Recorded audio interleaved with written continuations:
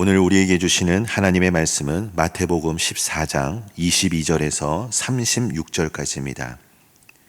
예수께서 즉시 제자들을 재촉하사 자기가 무리를 보내는 동안에 배를 타고 앞서 건너편으로 가게 하시고 무리를 보내신 후에 기도하러 따로 산에 올라가시니라.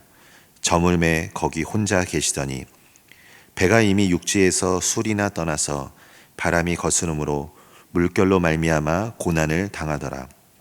밤 사경에 예수께서 바다 위로 걸어서 제자들에게 오시니 제자들이 그가 바다 위로 걸어오심을 보고 놀라 유령이라 하며 무서워하여 소리 지르거늘 예수께서 즉시 이르시되 안심하라 나니 두려워하지 말라.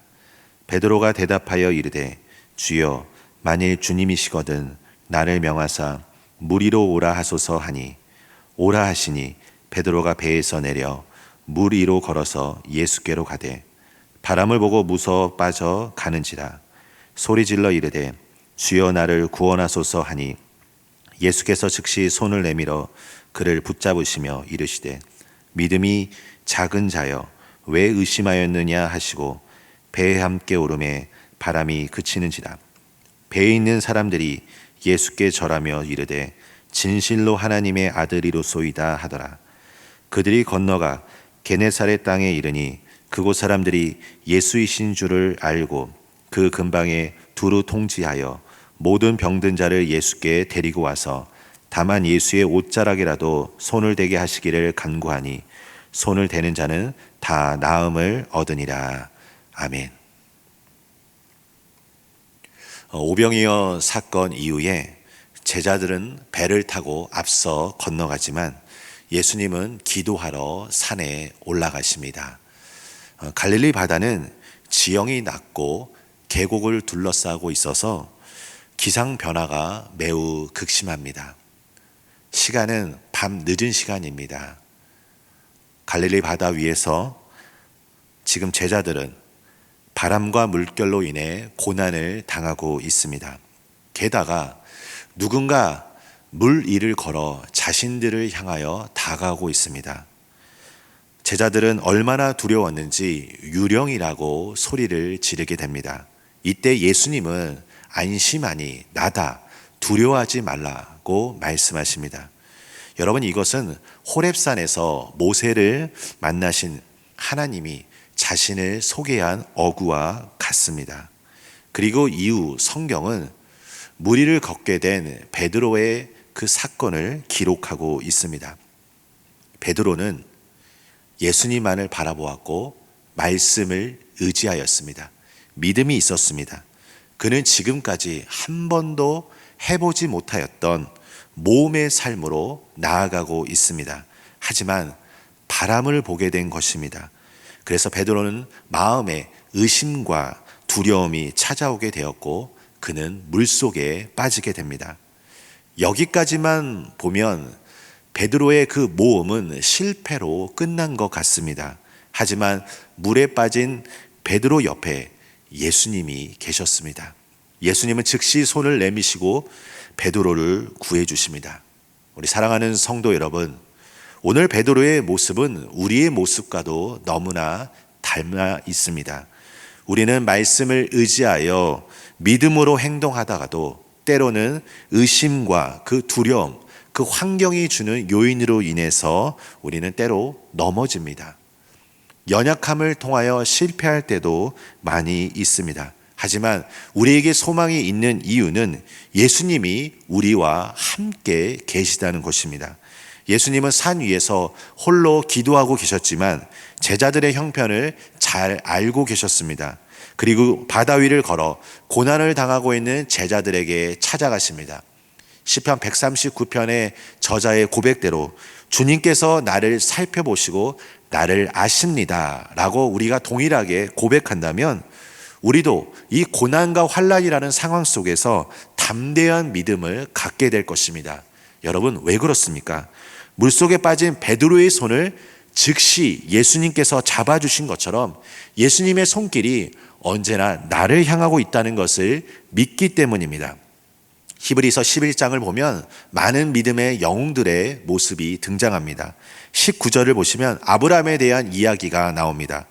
그가 하나님이 능히 이삭을 죽은 자 가운데서 다시 살리실 줄로 생각한지라 라고 말합니다.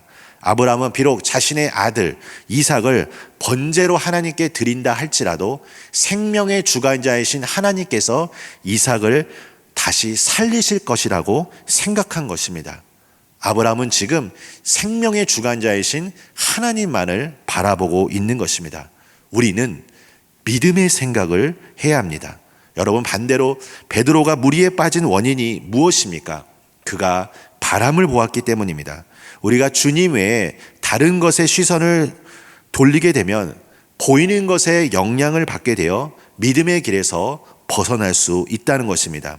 이스라엘 백성들의 역사를 살펴볼 때 그들이 의심하였을 때 어떠한 결과를 낳게 되었는지 우리는 기억해야 할 것입니다. 이스라엘 백성들은 젖과 꿀이 흐르는 가나안 땅을 허락받았습니다. 하지만 출애굽 1세대는 가나안 땅에 들어가지 못합니다.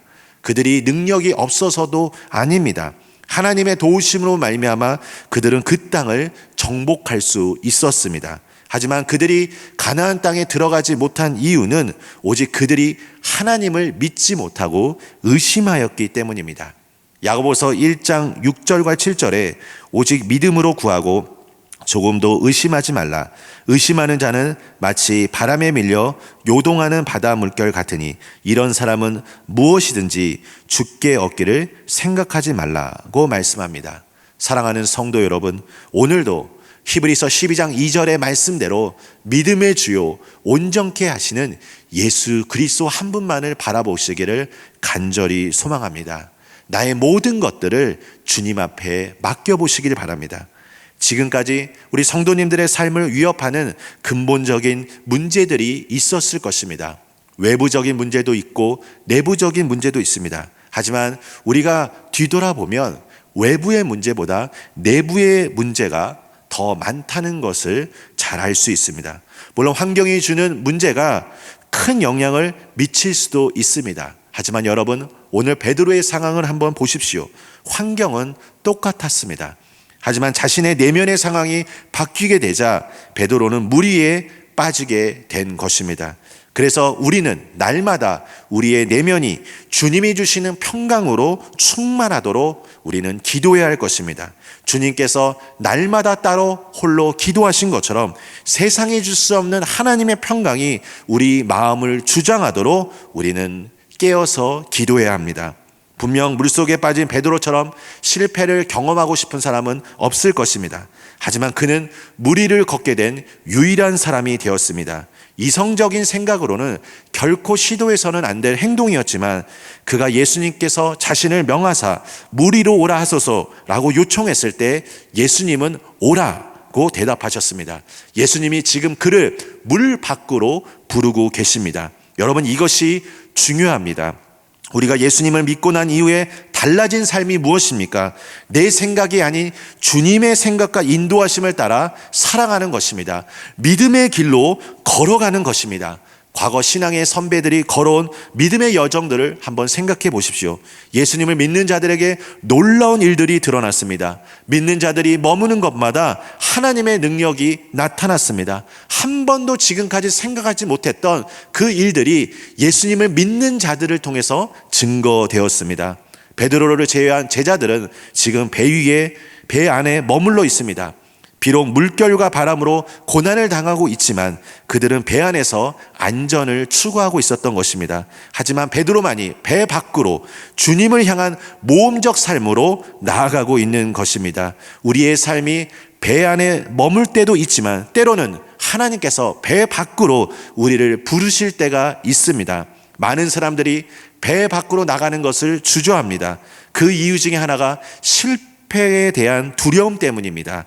실패가 주는 좌절과 절망을 느끼고 싶지 않기 때문입니다. 하지만 실패는 기회이고 방법입니다. 베드로는 지금 현장에서 그의 신앙에 귀한 깨달음을 얻었을 것입니다. 그를 성장시킨 예수님의 그 따뜻한 손을 기억했을 것입니다.